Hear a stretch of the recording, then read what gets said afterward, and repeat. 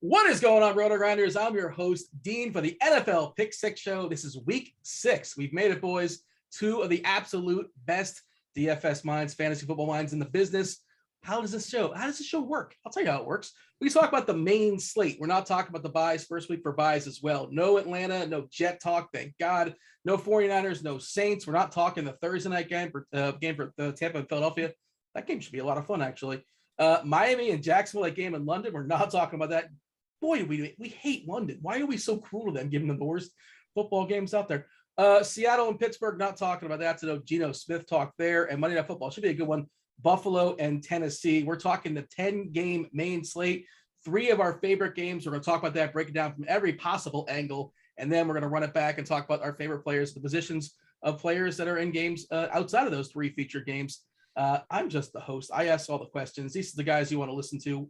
It's Rich Hribar from Sharp Football Analysis. Hribar, how are things in your world? We're doing good. The bye weeks are here, like you said. So just a little bit of content creation alleviation. We'll take whatever we can get. I don't need a mile. Just give me an inch. We got a little extra pep in the step this week. It's a fun slate too. Like we talked about last week, all the great teams were off the main slate, and the slate ended up being a lot of fun, a lot of chalk hit, but it still was fun. And this week we've got a lot of those guys, except for the Bills, back on board, and it's the first main slate without the big dog. So I'm sure he'll have his 14-point game now when he's off the main slate. Yeah, the last slate would have been a lot more fun if Saquon Barkley did not lose his ankle or whatever. That was brutal for me. Yeah, Evan Ingram, the least he can do, at least give him his ankle. He's doing nothing else out there, but unfortunately, that did not happen. All right, also going to bring in, of course, you guys know John Daigle, NBC Sports, a good football show podcast. Daigle, you missed my pre-show rant about Mr. Tuttle was talking about the Little Giants, and I wanted a whole rant about the defense of the annexation of Puerto Rico, which I sound like an angry old man, I think. So that's why I'm probably fired up. Would the Chiefs stop the annexation of Puerto Rico right now? No. They would. Well, no, they would be smart enough to know to at least put like 10 guys on the 50-yard line. They were on their own 1. They're down. How do you go on 99-yard play and it's a trick play and you bite on the trick play? Oh, you just got to lecture your kids if you're watching it with like, this is not how it's done, Ed O'Neill. Do better. The Chiefs couldn't stop Dawson Knox. They're not stopping the kid in big pads running towards the goalpost. Icebox? The one with the glasses, the one that shows up in pads because his mom won't let him play football. There you go. How are things for you? That movie, by the way, holds up. For whatever you thought about it as a kid. If you hated it, you probably still hate it. But if you think it's good, and I did think it was okay, I think it still is okay. Also, Angels in the outfield, still good. Don't want to hear it. No, it can't possibly still be. Angels, I'm not believing Tony Danza's got like a 95-mile fastball with his repertoire. No one's asking you to believe it. You just watch the movie and it's still good. You don't have to believe it. It's more believable that Angels are like making plays in the outfield than Tony Danza has like a 95-mile fastball. That's more plausible. you got any other sports movie takes here, Hribar, before we're going to dive in and talk about who was it? What was was it Brendan Fraser, a pitcher in 1-2, the scout? Yes, Albert Brooks, Brendan Fraser, and he was like a modern day Ohtani because he was an amazing hitter and a great pitcher. I don't know why I know that, but there you go. Yeah. For adult sports movies, Major League still holds up as well. Still great. What about Major League 3 though? Back to the minors. You don't want to talk about it like it didn't happen? No. The Walter Coggins jam. The Bumblebees or whatever they were called. The Buzz, I believe. The Buzz, that's it. Yeah, the Buzz. They were not good. Not the Bumblebees. Oh boy. Let's move on. Let's talk about week 6. Yeah, just a 10 gamer. So our pool of players to pick from. A little bit more condensed. No Atlanta, no Jets, no 49ers, no Saints. And again, we don't talk about the Thursday night game, Sunday morning game, Sunday night game. We do have content, obviously, at Rotogrinders. Feel free to check that out as far as the showdown slate. You guys can get 10% off or $10 off your first month of RG Premium. Go ahead, drop that link in chat. What up, chat? Do subscribe, turn on notifications. I know most people they listen to us on the replay. So, but if you guys are out there lurking, I'm going to keep an eye. And if you guys have anything to say interesting that's worth, comes into the conversation organically, we're doing our best to work it in there. Very, very first game on the slate that we're going to be talking about. Again, 3 featured games before we dive in and break it down position by position. By the way, I finally nailed it. I always try to predict. Like I usually get like 2 out of 3. What are going to be the games we feature? And I think it was pretty clear. I think it was pretty clear as far as the games we're going to be talking about. Chargers, Baltimore, 3-point line. Baltimore 3-point favorite. 51.5 is the total. Daigle, this is I think this is your selections or Rich's selections. You guys both agreed, correct? My email was down all day. I didn't realize it till 7 o'clock. And then I looked up and I saw not only did he pick the exact games I was going to send, but also he used my email sign-off tag. So there's that. Energetically, which always makes me laugh. Energetically, John. I almost put I really had Houston at the Colts in there, and because I thought Daigle would pick that, so I took it off. I tried to get away from Arizona, Cleveland, and Midley because there are supposed to be bad wins, but also like it's a fun game. So I figured that was going to be the third one. I mean, plus I think are any of these teams we talked about? I feel like we've talked about the Cardinals absolutely every week on this show. I have tried to avoid it, but I feel like they're always in a shootout potential as well, probably because of the Cardinals. So, and you always want to have that 4 p.m. game, and they're always there in the 4 p.m. slot. You know, and there are only 3 4 p.m.s, and the other 2 aren't that exciting, including the Vegas and Vegas and Broncos.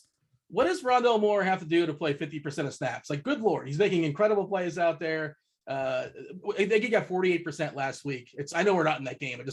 I'm just upset about it for some reason. We're going to talk about a little bit about Rondell Moore. Don't you worry. 10 games. Right. Maybe we can get a little cute with Rondell Moore this week. Well, to start us off as far as the Chargers at Baltimore, great quarterback matchup. 2 defenses that can be exploited as well too. One of the biggest totals on the board, 51.5. What? Lamar or Herbert? Do you have a preference as far as which side you want to start talking about there, Hribar? Yeah, I'll take the Lamar side because I think it's pretty fascinating. You know, we've talked a couple of times on this show and other shows, about Brandon Staley's defense and how they approach, attacking offenses. They don't let you hit any vertical shots on them. They're number 1 in the NFL against the deep ball this season. Opponents have only completed 4 of 22 passes further than 15 yards downfield against them. And they give you just multiple light fronts. They invite you to run the football. Here's the catch. In a number of years before this year, we would have said, all right, well, Ravens are totally going to acquiesce to that, and they'll run it down your throat. Ravens suck at running the ball with anyone besides their quarterback right now. All their running backs were last time they were good was 2017. So, I mean, none of these, all these guys are just vagabonds. The only guy that has any juice, they presumably just shoved to the end of the bench and don't want to give any touches to, and Tyson Williams. So between Latavius Murray and Devontae Freeman, these guys are going to be toting the football for them. So, I mean, they really just haven't been able to run the football, but because they can't run the football effectively with the running backs, it's actually made them a little more pass heavy, and they've been really good at throwing the football. Who knew that Lamar Jackson could throw the football, right? Bill Polian rolling over in his grave. He's not really dead, but he might as well be.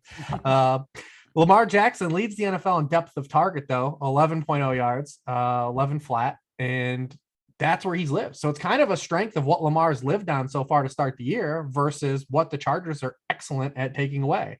So it's going to be an interesting scenario the way this plays out. We've got Lamar Jackson coming off of another primetime, kind of showcase game. Last time they did this 2 weeks ago, they came back and were fairly flat against the Lions. I know Marquise Brown left a couple plays on the board there, but this could be another kind of, maybe let down spot where people are chasing a little bit of those points that came from that game, because what the Ravens have done well to this point in the season are absolutely what the Chargers are excellent at taking away. John? Very much the same for Lamar. Just the fact that not only do we get perma jailbreak Lamar every single week with 33 pass attempts and 9.1 yards per attempt compared to the 7.8 he averaged in his MVP year, but also he's accounted for 46% of the team's total rush yards because, like Rich said, there are just body bags behind him as running backs who can barely move the ball and help move the chains. So it is literally everything we've wanted, and every offense has to respond and trying to outscore the Ravens, as they also have a league high in players on injured reserve. And Lamar is still helping them do this to a 4-1 record miraculously because he's been the first quarter MVP.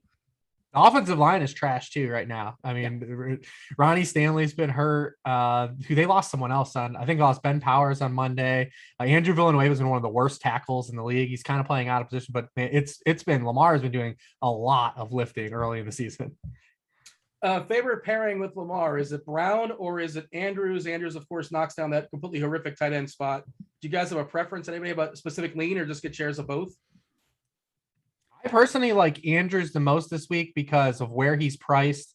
Coming off on Monday night, because he had the blow up game while the pricing was locked in. And then also, like I said, where the Chargers are not giving up any production is downfield. 3 of 5 of Marquise Brown's touchdowns have come on throws over 20 yards downfield. 40% of his receiving yards have come on those targets.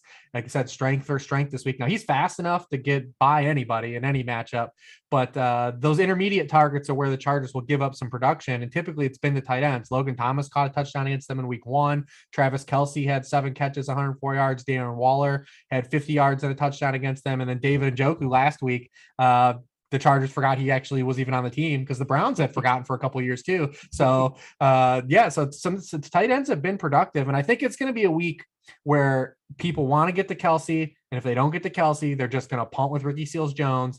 And we're going to see some of those guys that are kind of in the purgatory pricing at tight end, maybe kind of float through like Andrews and Waller.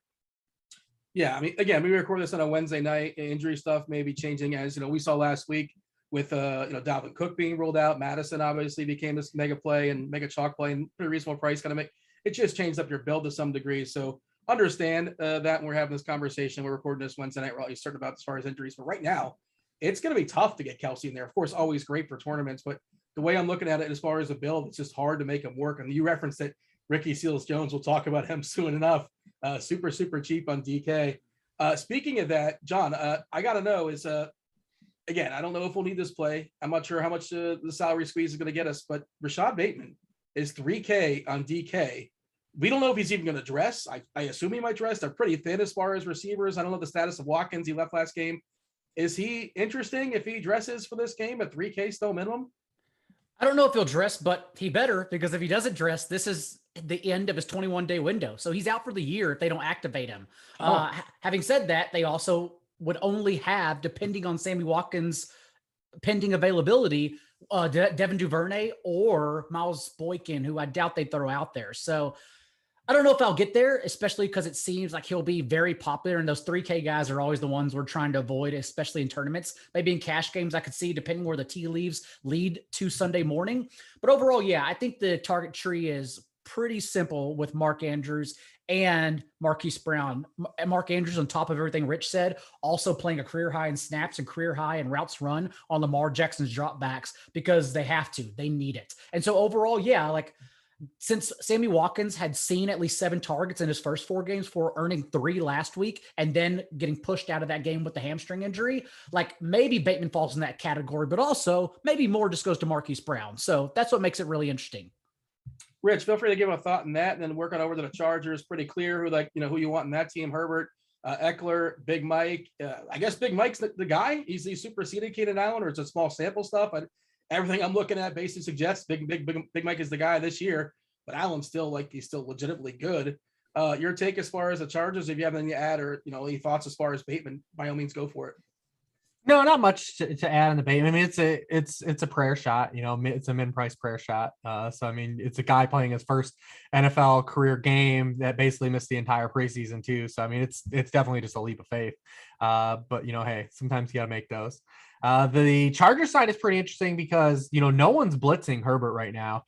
He's been blitzed on just 26% of his dropbacks. It's 30th in the NFL. But when he is blitzed, he's completing just 52% of his passes for 5.4 yards per attempt, compared to 74% and 8.2 yards per attempt when he's not blitzed. The Ravens are a blitz-heavy team. It's what Wink Martindale does. So be curious to see if they dial blitzes at him and if they can get home with them to kind of disrupt Justin Herbert. No one's really kind of sent a lot of pressure at him. We've seen the Browns without Jadeveon Clowney couldn't even get to him last week, and it was a big problem. We'll probably talk about that later too when we get to the Browns. But yeah, I think it's interesting because Big Mike is finally doing what the Big Mike truthers have been waiting for all along. I'm in that crowd. I loved him as a prospect coming out because I'm drawn to that archetype.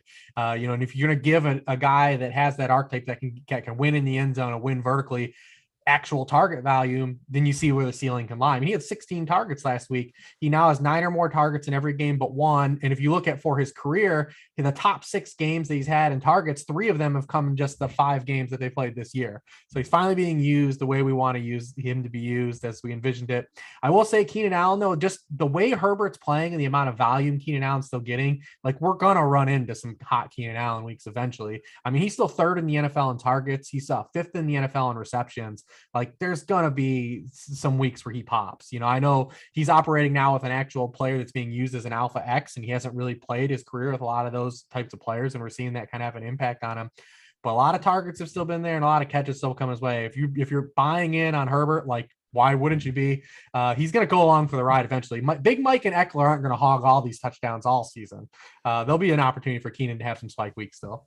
Allen has 2 more targets than Mike Williams on the year, 3 fewer end zone targets, but all of that is not enough for him to be 40 points behind Mike Williams right now. So we are going to get some regression weeks. The only issue is that probably everyone in knowing and loving the over in this game, especially after last week, that was a scary spot, in my opinion, for Herbert and the Chargers offense. And it turns out he was the overall QB1 of the week because it doesn't matter because it's Justin effing Herbert. Then I bet they're going to catch quite a bit of ownership, which is going to make it, it's not really the week to go overboard on Mike Williams, since that would have been last week when everyone was off of him and he was 2% in mid stakes and high stakes.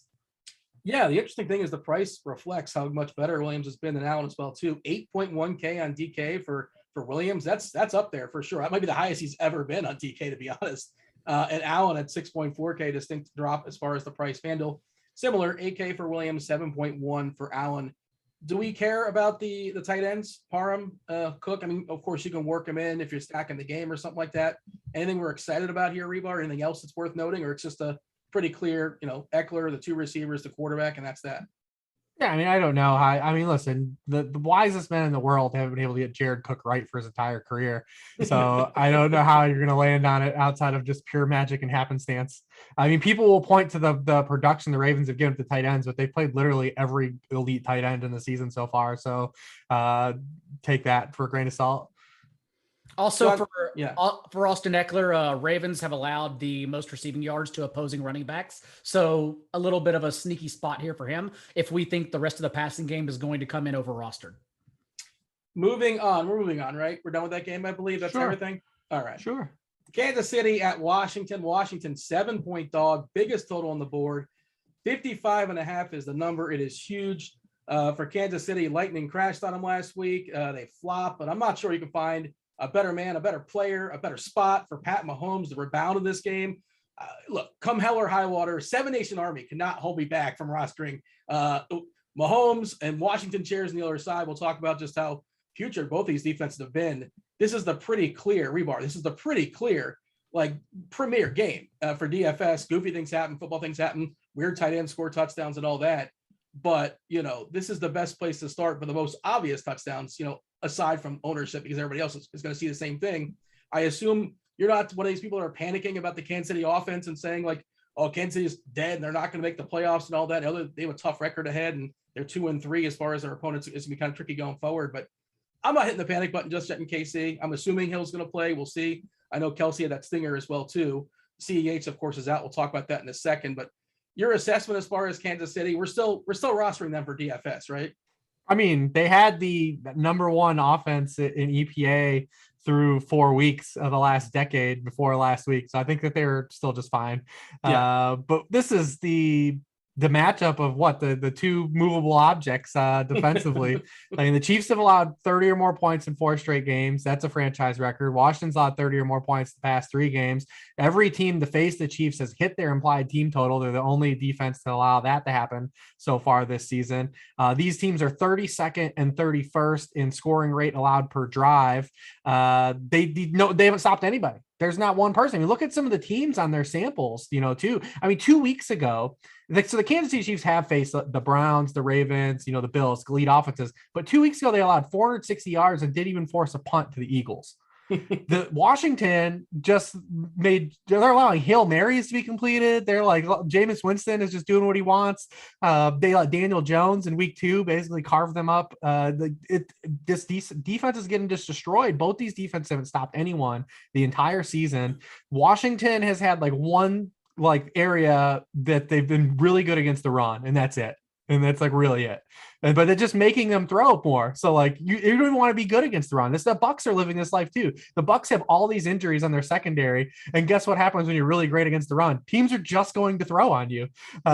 So I mean, it actually hurts the Bucs defense that they're so elite against the run. They should start giving up rushing yards. It would help them. It would help them out a little bit, and maybe it would help Washington out a little bit too, because opposing running backs only run for 3.7 yards per carry on them. That's 6th in the NFL. They're 10th in rushing points allowed. So it just makes the teams throw on them, and they haven't stopped anyone doing it. So, I mean, yeah, this game is a smoke them if you got them game. You're going to have to talk me out of players. If you're fading this game, you're going to need to hope for all the random touchdowns. You're going to need Demarcus Robinson to score. You're going to need Felton to score. You're going to need all kinds of random dudes. You're going to need Adam Humphries to get a touchdown, Diami Brown, whoever in this game. You're going to need some oddballs, because everyone's going to be highly orbiting this game. If you want to know how bad Washington's defense is, just look to last week. Jameis Winston had a season high in passing yards on a 50% completion rate. It didn't even matter. They just couldn't stop him at all. How did they get this one so wrong? I know it's hard to predict, but like everybody was saying, a lot of people were saying this Washington defense is going to be top 5. I know Young is spectacular and all that. Why are they so bad? Or is there some positive regression coming, or this is it? They just stink, and that's that. Well, 2 things. The edge rushers haven't had as strong as seasons. Montez Sweat and Chase Young. They have not been strong to start the year. Jonathan Allen's been excellent on the interior. Secondary's not good. Linebackers are bad. And then if you go back to last year, they had the easiest quarterback schedule in the NFL. They didn't face one good quarterback all year. And then in the playoffs, they faced Tom Brady and gave up 30 points. So, I mean, you start facing some good competition, and, some things switch, and your edge rushers aren't getting home. Worth noting, by the way, this is a free tool here at Rotogrinders, the defense versus position, DraftKings specific. So Washington and KC are 1-2 as far as yielding fantasy points to quarterbacks, 28 and 28-ish. The third worst team is at 24.5. Just to kind of describe how much worse they've been than everybody else. Total fantasy points, I think they're 1-3 with Miami in the middle. Miami, of course, not in the main slate. Just both these teams are bleeding fantasy points for sure. Daigle, do you want to handle the running back situation with CEH out? Are we interested in Williams? Are we interested in McKissick? Is it going to be kind of mucky? Is they just going to throw the ball a ton because that's what you do against Washington? Well, what's your suggestion as far as that backfield?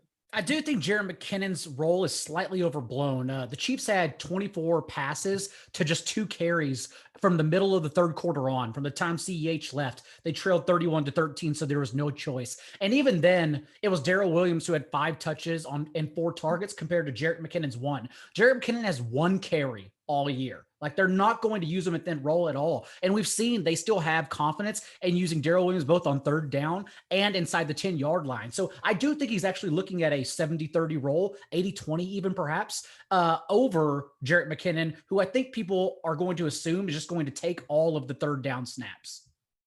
Your thoughts, Hribar, as far as that backfield? Is it more of an avoid than not an avoid? It's tough because, I mean, Darrell Williams opens up a lot. I mean, so does Ricky Seals-Jones in this game too. I mean, because, so the Chiefs are like, they've been awesome forever. Like Travis Kelce, Tyreek Hill, and Patrick Mahomes are never cheap. They never will be cheap. And Terry McLaurin is fairly expensive too, on both sides. So you need salary relief guys. So, I mean, your choices are to play Darrell. And we saw him at the end of last year play 70 and 79% of the team snaps when CEH was out at the end of last season. We know he has their only 2 traditional goal line carries of the season when they actually line up and run the football on a traditional stance and don't run all these goofy motion plays at the 3-yard line like they do. So, I mean, if there's going to be a goal line carry, it's probably going to be him. I think he's 4'9" and 5'2". He's 4'9" on DraftKings and 5'2" on FanDuel. I mean, it's really cheap for a running back in a game that could have 60+ points. It opens up the door to get a lot to these high ceiling guys. Your only other option here is McCole Hardman if you want to not really pay for anybody because everyone else is expensive. So it's Ricky Seals-Jones and Darrell Williams. And if you play Ricky Seals-Jones, you can't get to Kelce or you have to double up at tight end. So I don't think he's hands off. He's not someone that I think can get you to like 20. I think Darrell Williams is going to have like a 20-point game or a 25-point game. But given the way salaries are this week being a little tighter, and we might have things open up as the week goes on, but he's one of these guys that can at least open the door to fit some of these guys in your lineup, because you're going to want to run back McLaurin, and do things like that. So you're going to need some money. Just remember that everyone that uses Darrell Williams will probably have the same build after they stick him in. They're trying to spend up for the same reason. So just be very careful about what you do after that and try to get contrarian around him if you do stick him in. But yeah, it's all the pieces. That's the issue. I think everyone may try and get a little cute with DeAndre Carter, but remember, DeAndre Carter only played for 3 reasons. One, because Curtis Samuel got injured, then also because Dammy Brown and Cam Sims are out. So we don't know the statuses of those players just yet. Otherwise, then DeAndre Carter would become a good cheap play. Otherwise, he's back to being the team's 3rd or 4th receiver. So we're not really worried about him. Ricky Seals-Jones also, it's an amazing play, not only because he played a career high 99% of the snaps, ran just 2 fewer routes than Terry McLaurin last week, but also the Chiefs are allowing a league high 12.3 yards per attempt to opposing tight ends. So he's also an awesome play. So even the cheap plays here can hit. Yeah, Ricky Seals-Jones, expecting to come out and play on virtually every single play. Like you said, all the targets last week, 8, I think it was, and the price did not fully adjust, $3K on DK. It's all sort of dependent on how tight the cap may be, but as of right now, he looks kind of like the cash game du jour. We don't need to tell people that Mahomes is a great play and Hill's a great play and Kelsey always a great play. It's just dependent on how much it hurts the rest of your lineup. Kelsey is the cheapest he's been all season long. I think that's worth noting. It's $7K. He did have that stinger at the end of the last game too. I assume he's going to be fine. Stay tuned on that. What about the Washington running back situation? Daigle, you have any thoughts as far as there? Again, everybody's in play for sure. Gibson doesn't get enough touches that gets me excited, but when he gets the ball, he can burst for 70, 80 yards for sure. McKissick can catch 7 or 8 passes. You catch him on the right day. Thoughts as far as those two? He's still led the team in touches from the backfield in every single game so far this year. I've seen some of the Twitter doctors like Edwin Porras, Matthew Betts, who are very intelligent, good at what they do. They have called Antonio Gibson's fractured shin a ticking time bomb, which doesn't seem good. But even last week, 22 touches compared to J.D. McKissick's 3 and Jarrett Patterson's 4. So that's probably going to be one way to sneak Gibson in, knowing that he negatively correlates with Tyler Heineke, who again is also an awesome play, but also because he's averaged 6 carries per game over his last 3 games. So I don't mind Gibson. It's just there are a lot of ways to play this game, a lot of ways. Yeah, and just depending on how things shake out with Washington, outside of McLaurin, who's a fabulous play, all their secondary receivers are very, very cheap. I don't know the deal with Samuel. I don't know the deal with Brown. We'll see. Sims, we'll see. But if we can project, we can figure out who's going to get some run in this game. They're super, super cheap and a good matchup here. If Brown plays, just remember, he was literally an every down player. He was running around over 90% of Heineke's dropbacks whenever he was healthy. That's someone I would probably try to jam in and sneak in as a cheap option here if he's active. Yeah, $300 above the floor.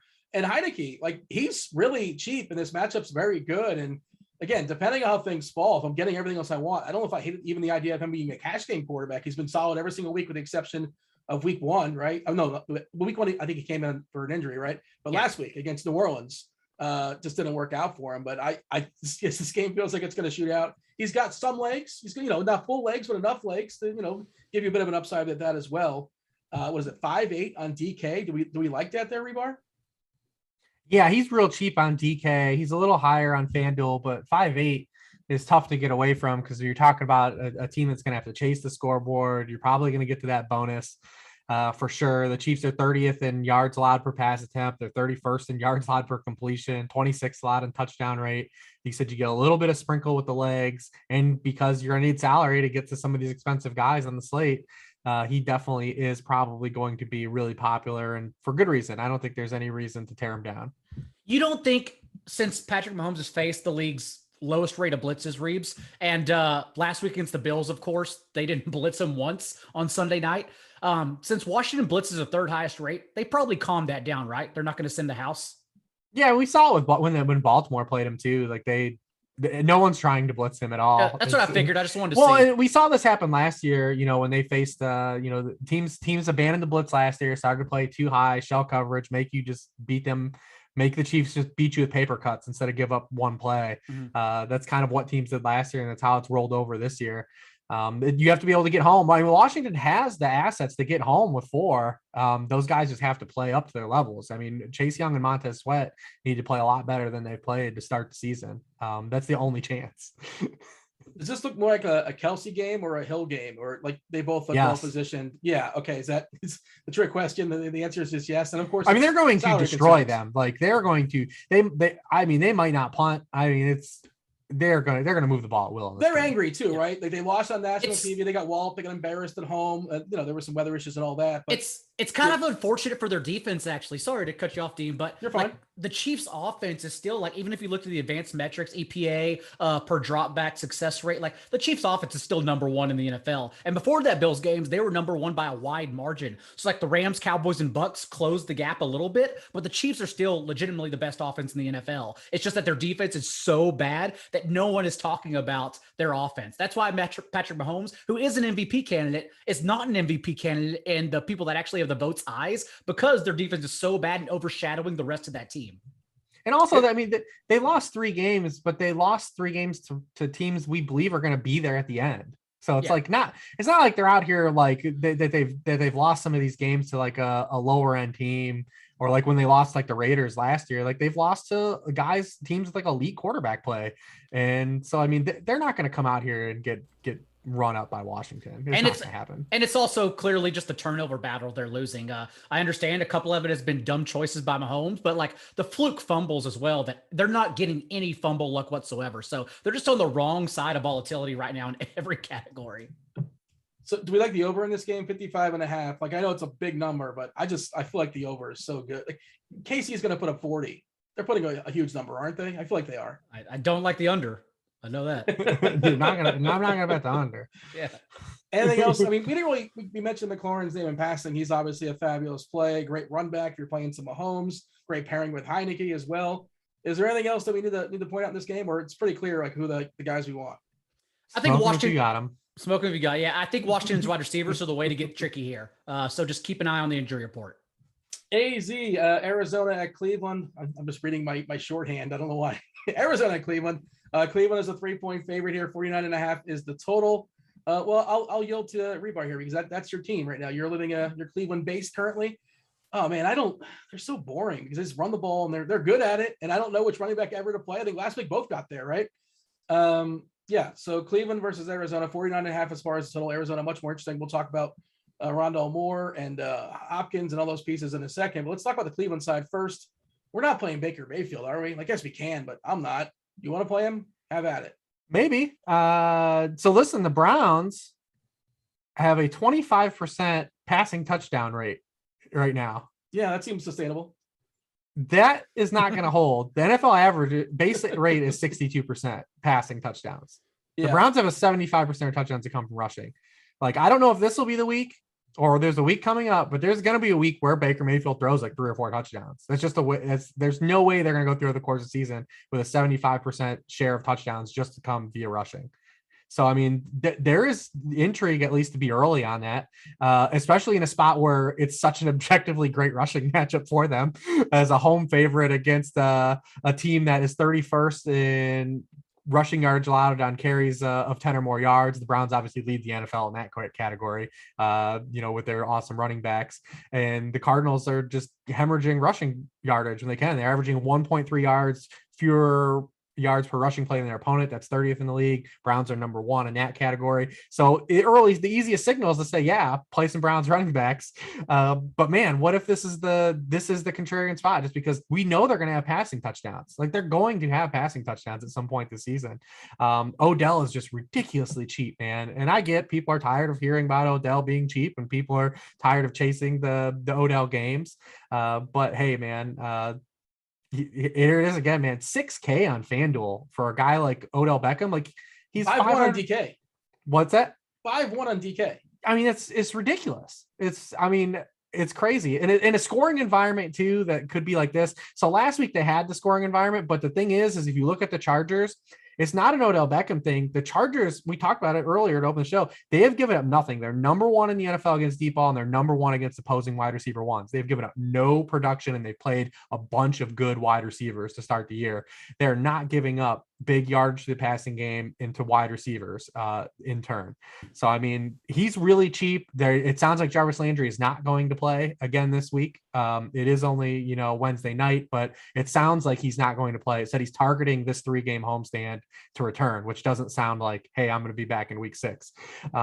So, I mean, I think it's fine to be contrarian. It's a spot where it's objectively strong to say, yeah, the Browns running backs are the play. They've priced those guys way up though. Like you aren't getting, even Kareem Hunt is not cheap anymore. And he's been on a ridiculous heater of points scored over expectation. Kareem Hunt has a lower share of his team's backfield touches than Cordell Patterson. He's running absolutely pure right now. Mm-hmm. There's going to be a point where the Browns have some passing touchdowns. That's all I'm saying. It's going to happen. Go ahead. I have some takes as far as Cleveland. I'll reserve them for a second. Go ahead, Daigle. I'll give your thoughts. I was just going to say Baker Mayfield also last year, 58% completion rate on throws 20+ yards downfield, 10.8 yards per attempt.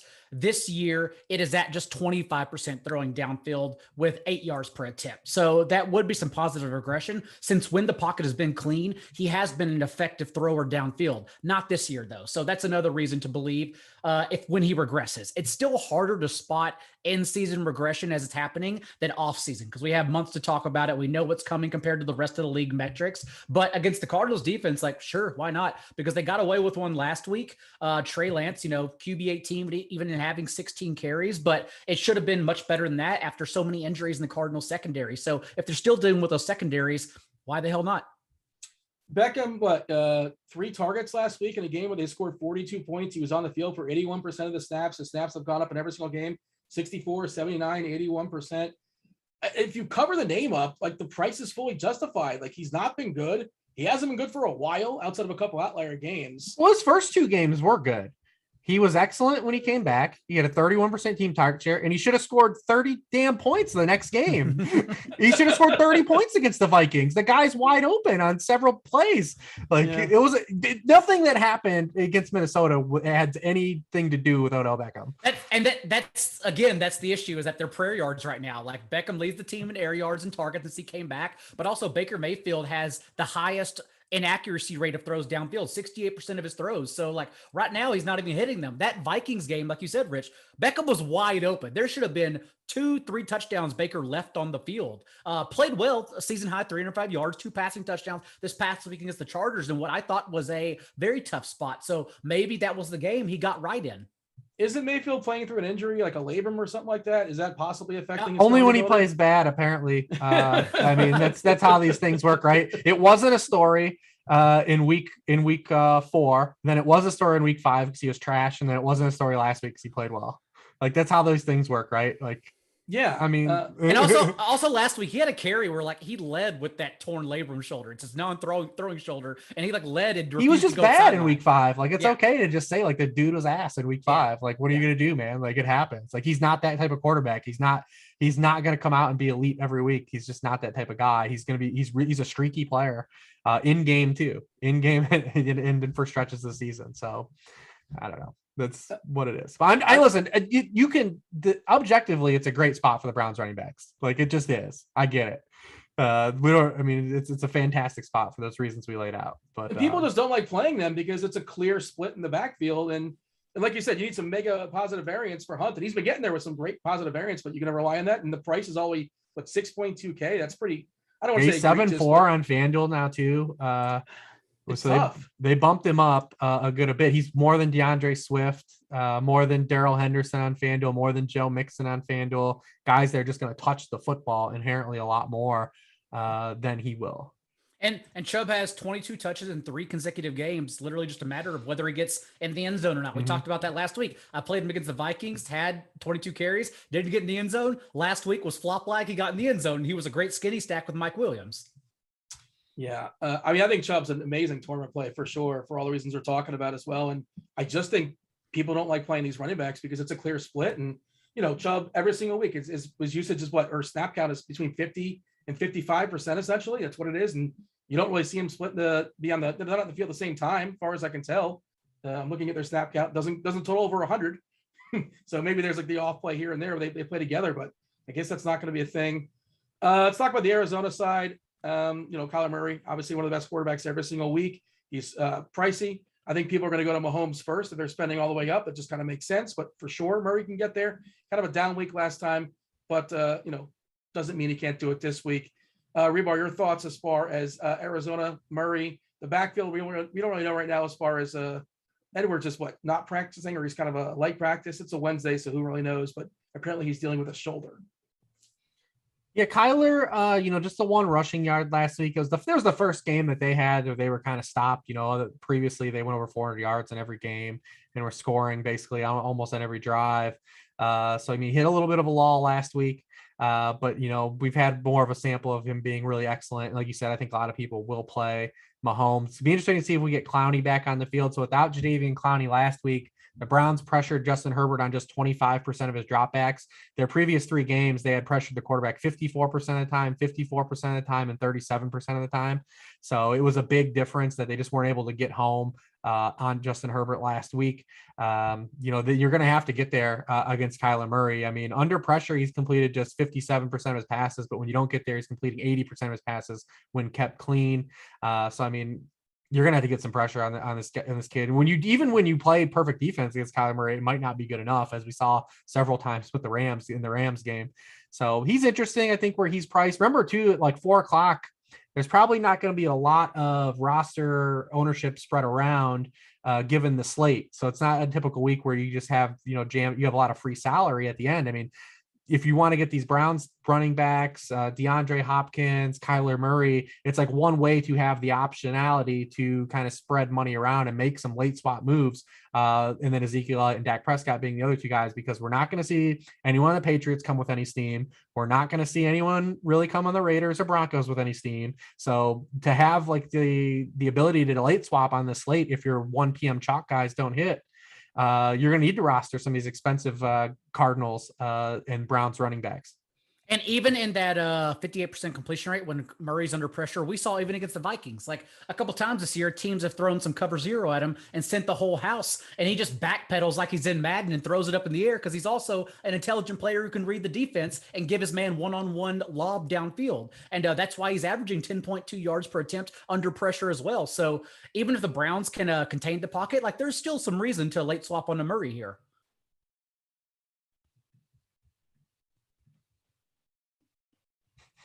I'm on mute. It's week 6. You think I can do better than that? Yeah. So I was asking the problem with Hopkins. Like, he hasn't had a 100-yard game just yet. One of the best receivers in all of football. Is he a victim of his teammates being really good and just spread the ball around, because that's what they do there in Arizona? And also he's dealt with injuries as well too. I think he was ill today, for what it's worth. He really cares on a Wednesday. Well, hopefully he feels better, but it probably won't be an issue come Sunday. Are we going to get an explosion game from Hopkins? Is it coming? Is this it, Daigle? I don't know if it's coming, but I know it's the time to buy. Last week, a season high 29% target share, and we are removing Max Williams' 10% target share from the offense as he's out for the year. Now, Darrell Daniels is on COVID list. Are they going to bring Daniels back and treat him like Max Williams? I have no idea. I've seen Cliff do dumber things in his career, but there may be a reason also why the Cardinals ran a season high rate of 10 personnel, 4 wide receivers, 28% last week, which also led to Rondale Moore's season high in snaps, a 19% target share as well. And Moore also, for the first time all year, ran more routes than Christian Kirk. And so there's a little bit of encouragement there. But either way, when you take Max Williams out of the offense, I want to see where ownership comes in at, because it may not be a reason to pay down for Christian Kirk or Rondale Moore. Maybe it just means more targets for DeAndre Hopkins too. It's a volatile situation. So I think it is a very good week to pay up for DeAndre Hopkins. And I don't think a lot of people are going to get there. I don't think so either. Again, they're probably going to go to Tyreek before they're going to go to Hopkins, which makes sense. But when you consider ownership in tournaments, obviously then it makes sense to pivot to a guy like Hopkins. Your thought, Reeves, as far as the Arizona passing offense? Feel free to talk on Hopkins. Moore did get almost 50% of the snaps. He's still pretty cheap. He's pretty explosive. He can get there in one play. He can get there in a 70-yard screenplay they manufactured. We'll see how that goes down. He made an incredible catch last week, possibly the catch of the week. It was pretty awesome for sure. I would imagine his snap count is only going up. We'll see. Stay tuned on that. But the Arizona pass catchers, what do you have for me? Yeah, we've been there before, after week 2 as well. I also think Rondale Moore was a part of the install last week because Chase Edmonds was a game time decision. So I actually believe that a lot of because he had 3 rushing attempts too.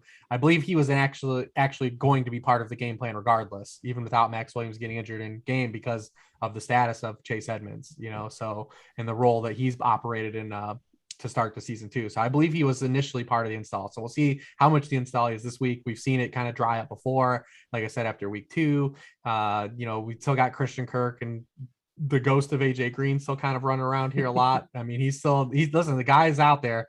So I mean, he's going to have to worry about him, but I like Hopkins because I think all those things are true. And you look at Hopkins, the way he was used last year, there was a signal for this. His ADOT wasn't as strong as his wide receiver 1 alpha peers, and he lived a lot on target volume last year. So when you reduce that target volume, you're going to have lower, kind of results. And that's what we've seen so far. I mean, he hasn't had double-digit targets in a game this season. He had 9 double-digit target games last year.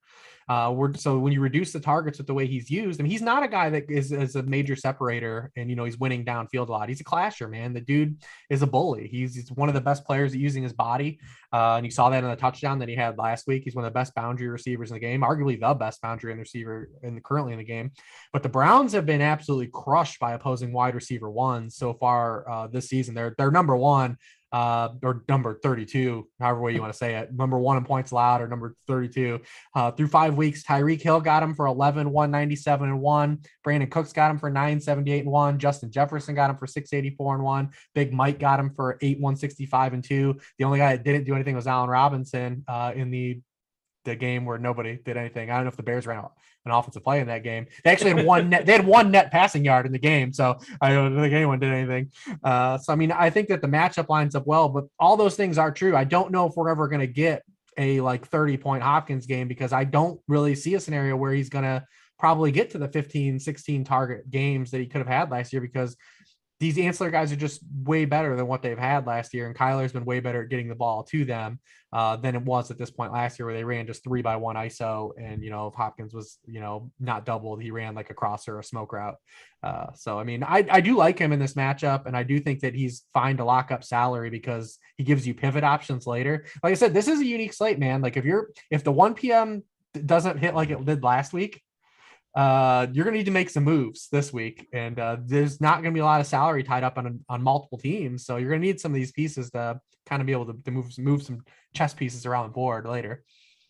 Yeah, it's a good point you make as far as, again, that's always something we always remind people about that is like, you don't just set your lineup and forget it. Don't do it Rump Appeal style. You got to be attentive, be on top of these things.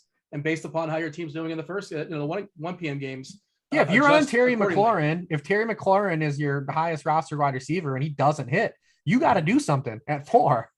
Like, it's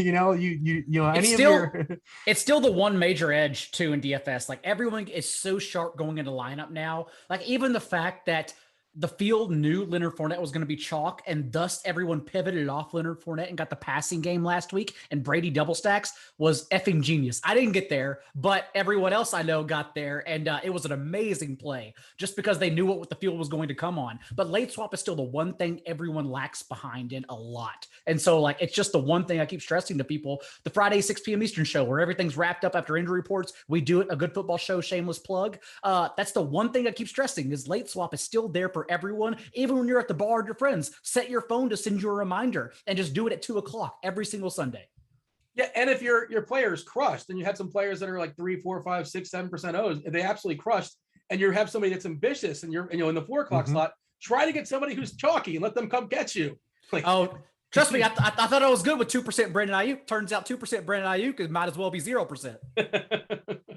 Yeah, well, on to the next week, I suppose that's how it works.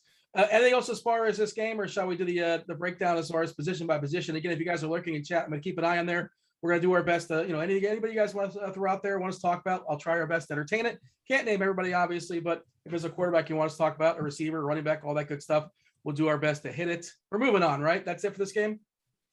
Yeah. Fun game. All right. Before we do that, before we do the position by position breakdown of the players and the games that we've not yet talked about, do want to mention Jock Market. Stop throwing your money away. It's time to check out Jock Market, the app where daily fantasy becomes a stock exchange. You buy and you sell shares of players in real time for real money. Download now for a 100% deposit match up to $50. Use the promo code Grinders. That's GRINDERS. Get this, if you do not turn a profit this week, Jock Market, they're going to cover your losses in your very first event. Download Jock Market in the app or Play stores, or check out jockmarket.com. That's JOCKMKT.com. Again, use the promo code Grinders for a 100% deposit match up to $50 on your first deposit. All right, Hribar, what do you have for me as far as quarterbacks we've not yet talked about? I think Burrow's pretty interesting. Any matchup against Detroit's pretty interesting. He still has his 3 key receivers in a dome, reasonable price. That's one guy that I'm kind of looking at amongst the quarterbacks we've yet to talk about. Your thoughts, or anybody you want to add to the conversation? Yeah, I mean, I think the natural, you run the Burrow Chase stack back. I had a lot of that last week with Devontae Adams, and I ran into the same problem you had, Dean. I ran into the problem where my 1 o'clock lineups were awesome, and I stayed on the chalk and with Saquon, and it was over quick. It was a paperweight. Ended up min cashing a lot everywhere, but it could have been a lot better Sunday. I thought we were really cooking with them, but I think you can run both those back. Detroit's been the second worst offense against deep targets too. That's kind of where Chase is living. Chase has run really hot. He's way above, he's the wide receiver 32 in expected points. But the dude is just running absolutely pure because he's able to turn these moonshots into, to touchdowns. On downfield targets, he's caught 8 of 13 for 4 touchdowns. All other Bengals receivers have caught 2 of 8 deep targets for just 56 yards and no touchdowns. It's really kind of been one of those things, but you hope that the Bengals the last 2 weeks where they've been a little bit over past expectation, compared to early in the season, that when we play these opponents like Detroit, and I think they play the Jets next week, that we don't see this reversion because, it could easily be if Joe Mixon's healthy. I mean, no team is giving up more touchdowns to running backs than the Lions. 75% of the touchdowns allowed have gone to running backs. You would peg that to start giving up touchdowns to wide receivers, especially with how bad their pass defense is. But running backs are getting into the box against them. Even if you take away the Aaron Jones game, it's still 66.7%. So a lot of production there. Joe Mixon looked good when he touched the ball last week, especially on that touchdown. The only other guy I will bring up, and it's gross to even bring it up, I think he's more of a FanDuel play than a DK play because Heineke's so cheap. But Carson Wentz is super cheap on FanDuel. He's 6,700. He's had 18 or more FanDuel points in every game but one, and it was the game where he wasn't even supposed to play with basically no ankles. He's actually been a lot better than people think he's been, especially for fantasy. The Texans are another team that are like the Lions. Like, they aren't giving up a ton of passing points because the touchdowns haven't come and teams haven't had to throw on them for a full game. But the Colts have a sneaky 26.5-point team total. It's the same as the Browns and higher than the Cardinals, the 2 teams we talked about a minute ago. So, I mean, I think there's a lot of Colts plays on the board, especially Michael Pittman, who was on Monday night and neither site decided to price up. I do love when the injury report doesn't say ankle, but says ankles, plural. Yeah. I do get a certain amount of enjoyment out of that. And maybe the Sharps, maybe Vegas is on the fact that like T.Y. Hilton might be back in our lives. And historically, player versus team and in a dome, Hilton just absolutely crushes Houston. 4.1 on DK, 5K on FanDuel. Do you guys have a read? Anybody have a read as far as Hilton, if he's going to play this week? And if he does he get standard run? It's not that Colt wide receiving core is really hard to crack. I saw beats to suggest that he was still because it's the same thing at Bateman's end. So them activating him to practice just opens up the 21-day window.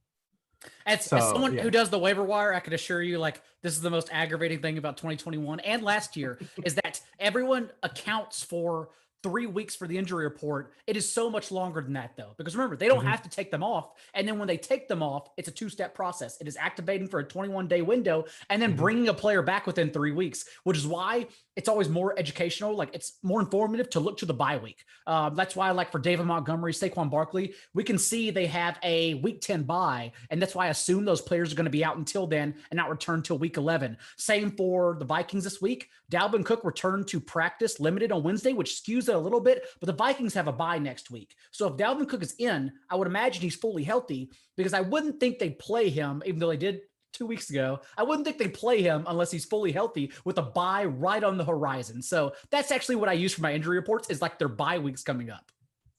Yeah, not on running backs just yet. I want Michael Pittman, or I would love for T.Y. Hilton to actually play in this game. Suggestion seems like it's more of a longer shot because it's been activated.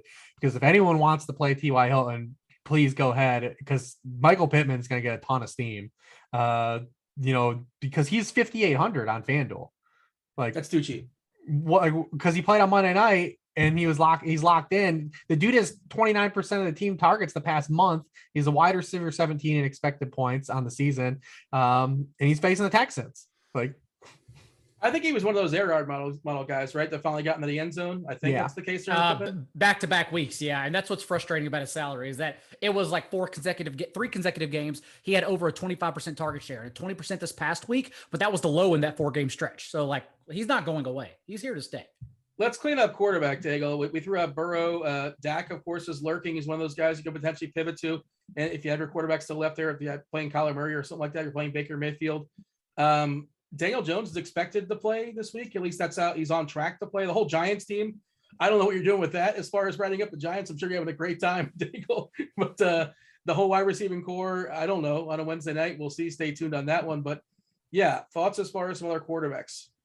Genuinely, that's my quarterback pool. Burrow's the only other one I had written down besides the one we were talking about. So I'll buy some time and talk about the Giants offense. Devontae Booker with Saquon Barkley out last week did get all 19 touches in a game that Gary Brightwell was also active for. Brightwell just played 16 special team snaps. They didn't play him on offense behind Booker at all. And so I would imagine it's going to be all Booker. Now, it's a very tough matchup on the ground against the Rams. But the good news is they also use Booker as their pass catching back with 28 passing routes on the team's 42 dropbacks. So Booker's going to be in there no matter the game script. Also for Kadarius Toney, people are worried about Sterling Shepard coming back. Remember, Sterling Shepard, who has been historically worse from the boundary, a lower yards per route run throughout his career. This same coaching staff just pushed him to the boundary last year whenever they had a slot receiver in the middle, just in giving him 80% of his routes from the boundary last season, a career high rate. And so I would imagine they leave Kadarius Toney in the slot primarily. But Toney's also shown, like, no matter what you do, he's averaging 10 yards per catch on screens. Like, they're just trying to give him the ball with some concerted touches. And for as bad as a prospect I thought he was, like, they're finding a way, Jason Garrett, somehow, some way, to get the ball in his hands in a very intelligent manner. So I think Toney's a good play no matter what, even if Shepard comes back. It's a lot like we talked about last week, where we wanted Carlos Hyde to be active so we could play James Robinson at lower ownership. And I did. Turns out Urban Meyer forgot James Robinson existed in the second half. That's part of the problem I didn't bake in. But if Sterling Shepard's active, I still think Kadarius Toney's a pretty good play.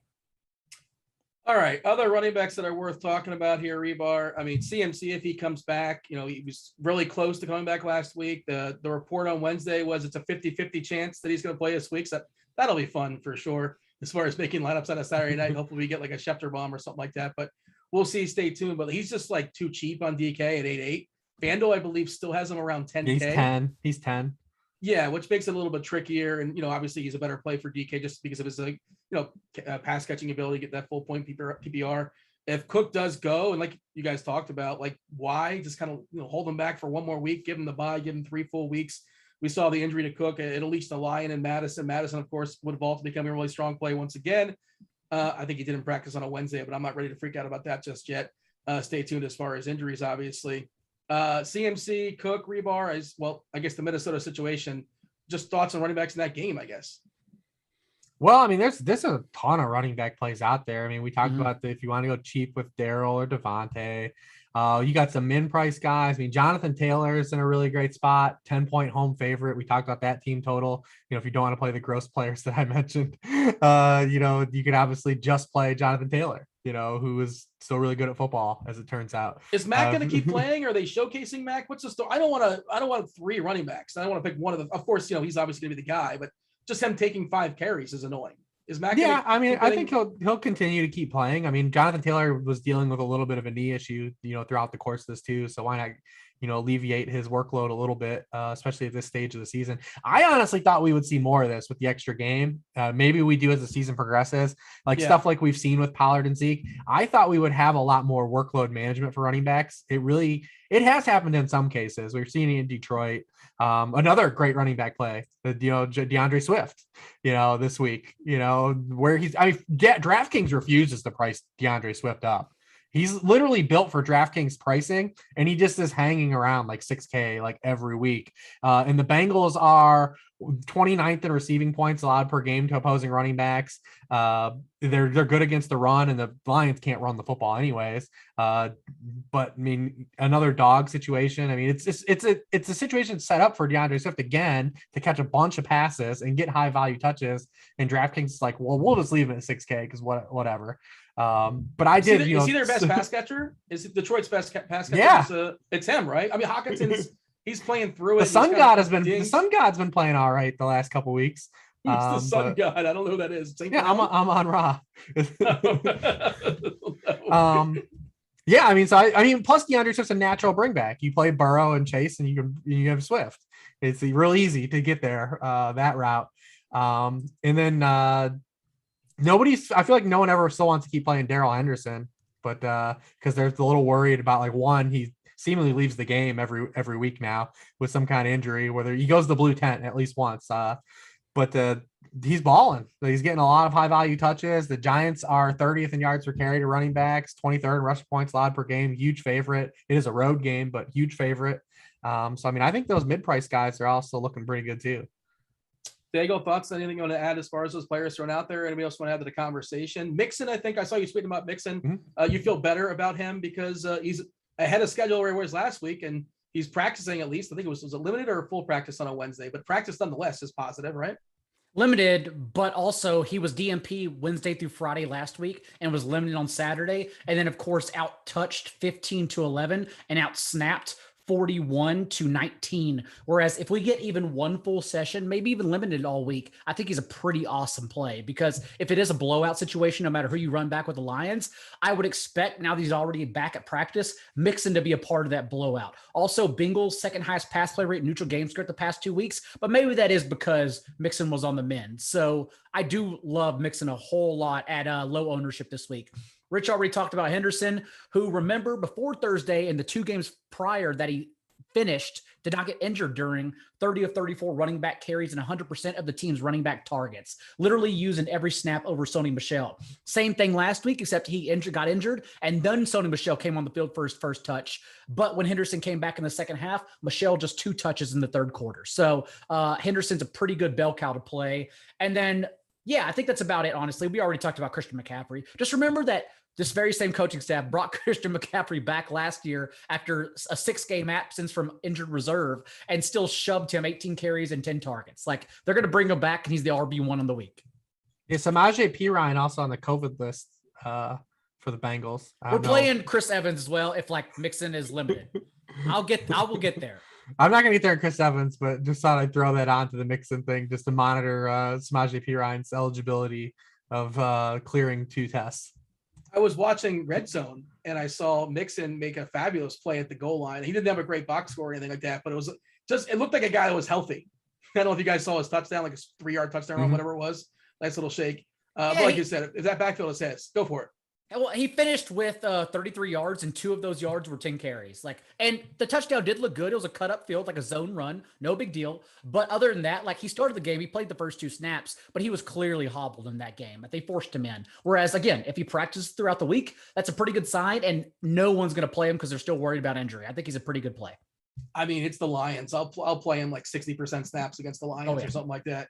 And you guys mentioned Henderson is kind of a sneaky bell cow, because if you look at his snaps, they're like off a little bit, but they're justifiable. There's reasons why. And if he does stay healthy, he's a guy that can get 85% or so. You catch him on the right week. I think Rich is the one that called him the Deontay Johnson of running backs. And it's like, it's so perfect. It's the perfect label, because he leaves every game because he gets injured, but also while he's in, he is the bell cow. Receivers. What do you have for Daigle? Who's on the board for you? Who are you looking at? I like Cortland Sutton. The thing is, I think a lot of people are going to get there. Second most air yards in the league while leading his team in targets this year, tied for 3rd in the league with 5 end zone targets, but only the wide receiver 33 in fantasy points per game so far, because he scored 1 touchdown to date. So whenever this positive regression hits for him, like Baker Mayfield throwing downfield, it's going to be a floodgate. It's not going to be just 1 and then he's done. It's going to hit hard. And so the Raiders also allowing 15 yards per catch to opposing wide receivers, a pretty good spot. I also like Robbie Anderson and Justin Jefferson skinny stacks. Everyone is going to get off Robbie Anderson, maybe even DJ Moore, who's a better play admittedly than Robbie Anderson. But hear me out. Robbie Anderson still without Dan Arnold the past 2 games. It could just be not just because of Christian McCaffrey, but because Dan Arnold. Anderson has run around on 92% of Sam Darnold's dropbacks the past 2 weeks with a 23.7% target share. No one's going to play him. He's a thin option, I understand. But that as the run back to Justin Jefferson, who is usurping Adam Thielen, who is not hitting the touchdown regression the past 2 weeks. I think it's a pretty good play. Robbie Anderson, say it ain't so, man. I had so much of him last week on Yahoo, and he's still $3 above the floor on Yahoo. And I'm probably going to go back there. Isn't he supposed to have like chemistry with his quarterback? And he has just one fewer target than DJ Moore the past 2 games. I understand it hasn't been. There's been no production. I know. And I say this as someone who played Robbie Anderson last week and then also played Terrace Marshall the week before. Terrace Marshall, the one who's dust. Like he's just drawing dead till one of them gets out of the way. But I still think it's a pretty good play. Justin Jefferson significantly over Adam Thielen as we're now seeing the changing of the guard to the end zone targets. Like last year, Adam Thielen, a league high 20 end zone targets, converted 13 into touchdowns. This year, Justin Jefferson has 1 more, also has 8 more targets than Adam Thielen as a whole with nearly 200 more air yards. Like he is the both intermediate and deep option for this team. All right. Jump in there, Rich. Robbie Anderson, lowest catchable target rate in the NFL.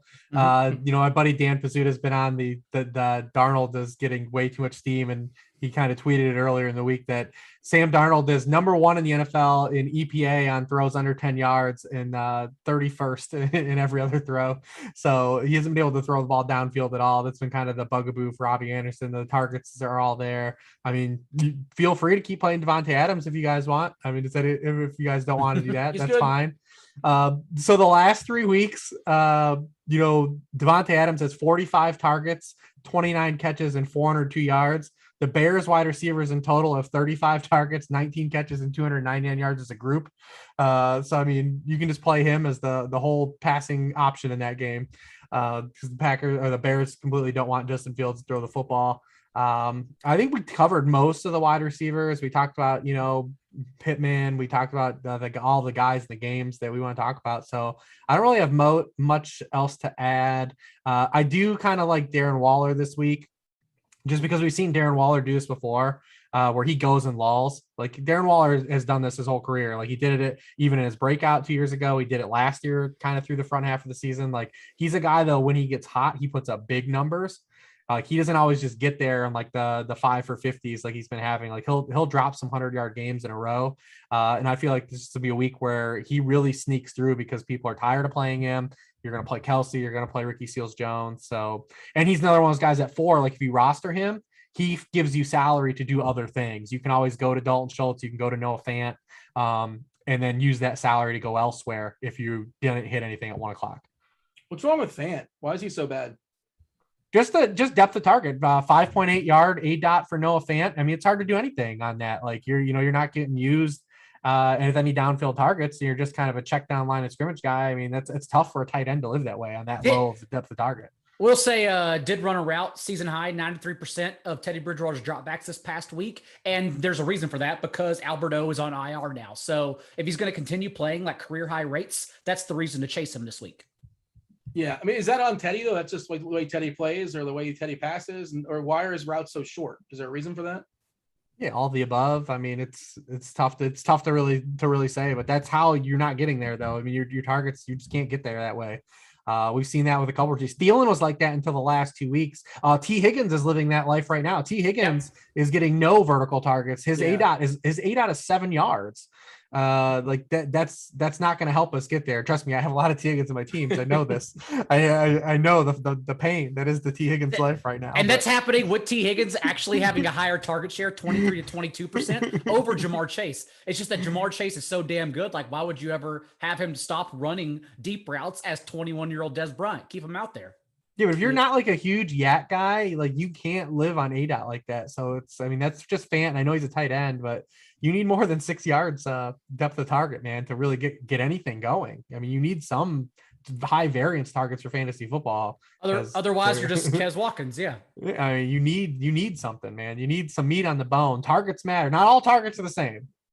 Daigle, I ran some optimals before the show, and these are the guys that are popping on a Wednesday night. And Hribar said he was done with receiver, but T. Higgins, 55% he's popping. Jacoby Myers, maybe this is the week. He got to the 1 last week, so maybe this is the week. It's every week. I love it's a new thing now. Everyone's like jumped on it. It's like you just see it everywhere now. And then Brandon Cooks, who I forgot about Brandon Cooks. Can I vent about Brandon Cooks because the 4 guys that I never even heard of caught touchdowns last week for Houston, none of which named Brandon Cooks.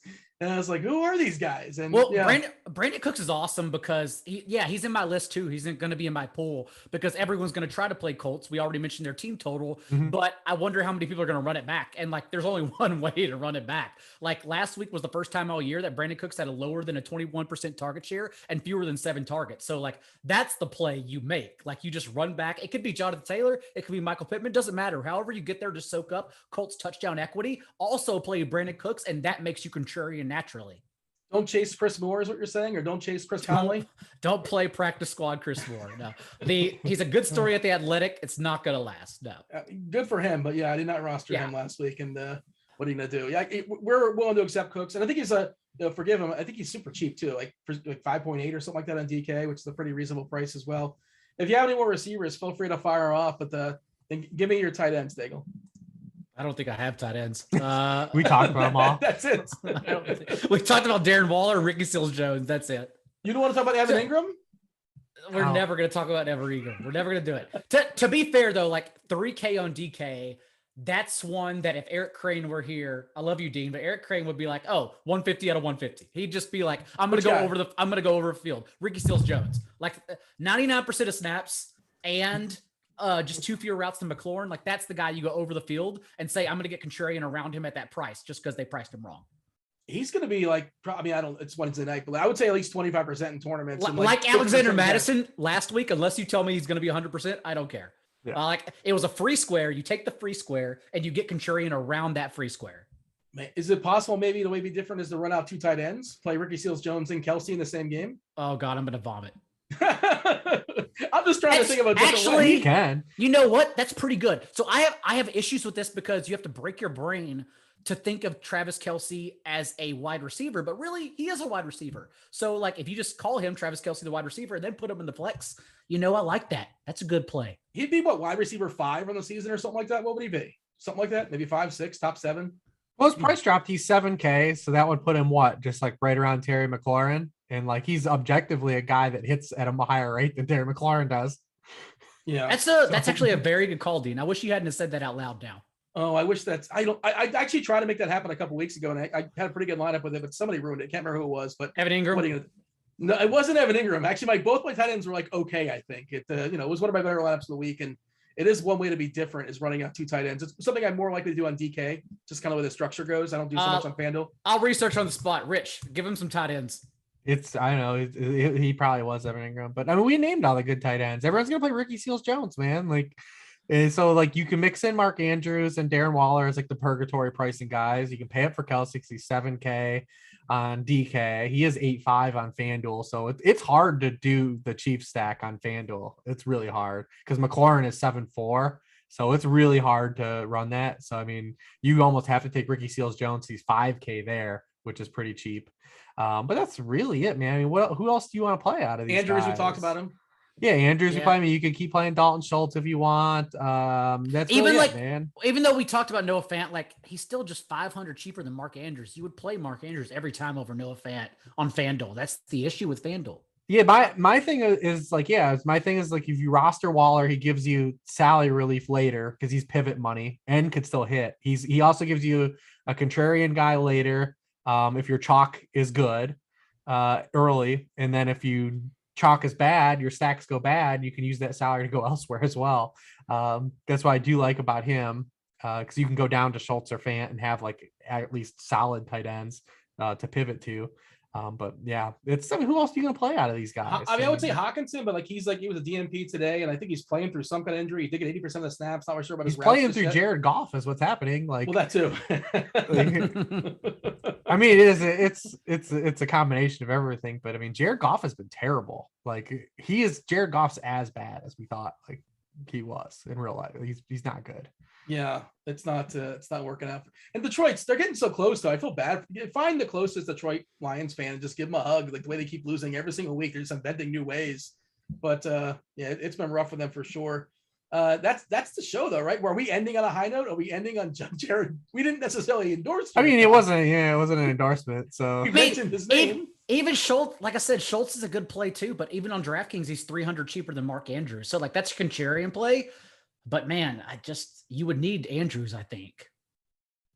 I'm trying to think of a run back. Yeah, we're ending on a question mark. We're ending on my rhetorical. I mean, listen, we're ending on he's 3K. Just play Ricky Seals-Jones. Yeah, it's pretty much that easy. He's Are you 3K. Supposed to like fully embrace like Ricky Seals-Jones chalk? Like, I'm the guy that like loves the chalk usually, but like it's that good. It's too good to just. What's the price he should be? 4.5. What should he be? We're going back 8 years now, but he was the number 2 prospect in his class behind Derrick Henry. He is a superb athlete, and as a wide receiver.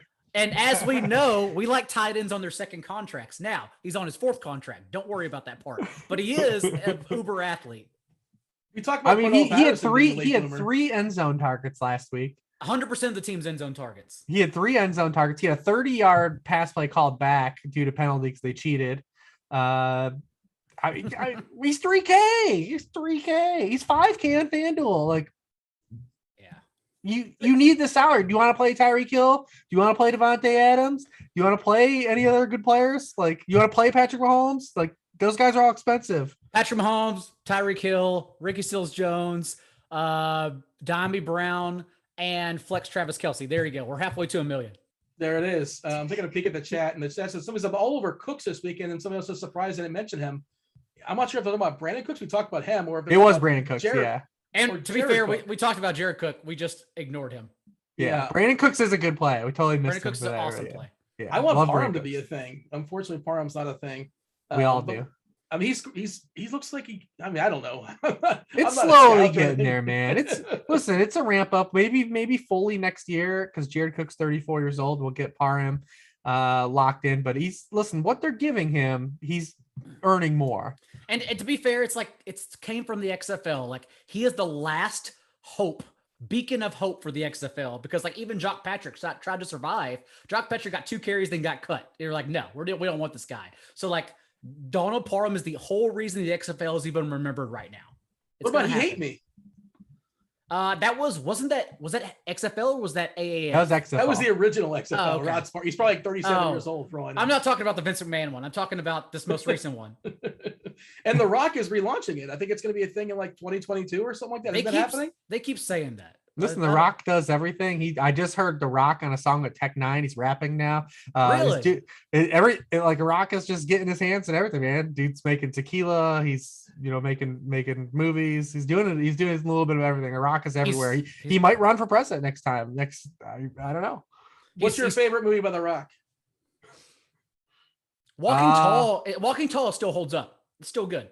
Yeah, Walking Tall is solid. I'm trying to think.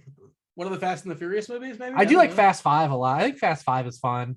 Fast 5 is a lot of fun. It's unfortunate that the last one was so bad. I say this as someone who buys a drink and goes sees it in IMAX every opening night. The last one was terrible. Sending like Tyrese into space. Okay, we're halfway there. Spoilers. I'm right here. Whoa. Well, that was an amazing premise. That was awesome. But the rest of the movie, too many magnets. Way too many magnets. They went to space? Like Leprechaun? I'm not gonna spoil anything else. I just told you the lone good thing about the movie. But you know what you're getting yourself into when you buy a ticket for that. You can't ask too many questions as you're watching. I wanted to get into it. Like, I want the stupidest thing you can give me, but like it wasn't even stupid. It was just bad. Also, Moana completely jams too. Moana's absolutely amazing. It jams like for like a kids movie, or it's actually like a good movie. Oh, it's a good movie. Both. I haven't seen it. It's like all those Pixar movies. All Pixar like speaks to adults as well. Up in the Air, Up is still amazing. Up in the Air is like the George Clooney depressing movie. But that's an incredible movie. I love that movie. Yeah, it's very depressing. But Up is still very good. It speaks to adults. But Moana is the very same thing. There you go. Oh, I'm thinking, Up in the Air is like one of my favorites. Listen, believe in the coconut, dude. I don't get that reference. There's a coconut in Moana, I suppose. I've not. That's your seen it. homework. There are bye weeks. 4 teams are off this week. Go watch Moana. Dude, I got like Succession starts this week. I think Curb Your Enthusiasm starts this week. I couldn't look myself in the mirror if I'm watching Moana before I'm watching Succession. Daigle asked me, he's like, "Did you watch Squid Games?" I'm like, "Dude, like I have 20 minutes of free time during the week." That's fair.